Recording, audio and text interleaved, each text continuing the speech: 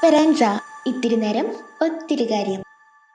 Welcome to AV.FM സ്പെറാൻസ. So ഇന്ന് നമ്മുടെ സ്പെറാൻസയുടെ Onam special എപ്പിസോഡാണ്. അപ്പോൾ എല്ലാവർക്കും അറിയാം, നമ്മളിപ്പോൾ കൂട്ടുകാരൊക്കെ ഓണ പരീക്ഷകളുടെ ഒരു ടെൻഷനൊക്കെ മാറിയിട്ട് ഇപ്പോൾ ഓണാഘോഷത്തിന്റെ ആ ഒരു എക്സൈറ്റ്മെന്റിലേക്ക് ഇങ്ങനെ പോയിക്കൊണ്ടിരിക്കുകയാണ്.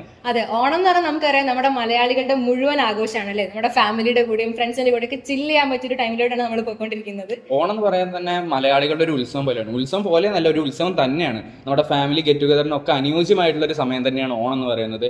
അതേപോലെ നിങ്ങളുടെ വീട്ടിലെ മുത്തശ്ശന്മാരൊക്കെ ഉണ്ടെങ്കിൽ അവരോട് ചോദിക്കുകയാണെങ്കിൽ അവരുടെ കാലത്തെ ഓണാഘോഷങ്ങൾ എങ്ങനെയാണെന്നൊക്കെയുള്ള കാര്യങ്ങൾ അവർ നമുക്ക് പറഞ്ഞു തരുന്നതായിരിക്കും. തീർച്ചയായിട്ടും ശരിക്കും ഓണവുമായി ബന്ധപ്പെട്ടിട്ട് ഒരുപാട് വെറൈറ്റി ആയിട്ടുള്ള കൾച്ചറൽ ആക്ടിവിറ്റീസും കാര്യങ്ങളും ഒക്കെ ഉണ്ട്.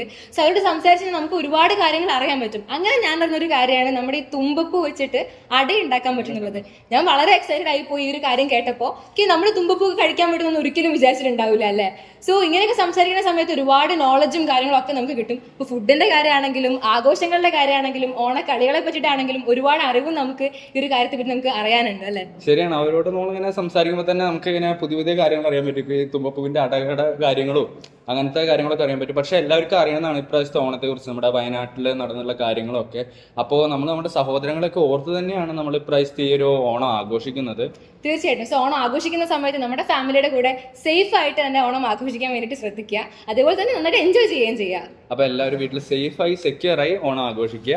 അതുപോലെ തന്നെ ഇന്നത്തെ നമ്മുടെ എപ്പിസോഡിൽ ഒരു ഓണപ്പാട്ട് പാടാൻ വേണ്ടിയിട്ട് നമ്മുടെ ഒരു ഫ്രണ്ട് ഇവിടെ എത്തിയിട്ടുണ്ട്. സോ പവിത്രയെ ഇവിടേക്ക് ക്ഷണിക്കുന്നു. തിരുവാവണിരാവ് മനസാകി നിലാവ് മലയാള ചുണ്ടിൽ മലരോണപ്പാട്ട്. തിരുവാവണിരാവ് മനസാകി നിലാവ് മലയാള ചുണ്ടിൽ മലരോണപ്പാട്ട്.